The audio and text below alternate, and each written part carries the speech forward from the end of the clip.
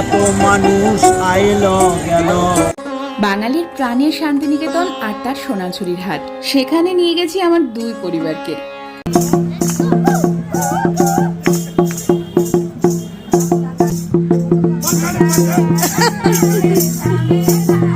সে হোক বসন্ত উৎসব বা শীতের আমেজ, অবিচ্ছিন্ন বাঙালি মনের টান সেখানে বারবার ছুটে যেতে চায়।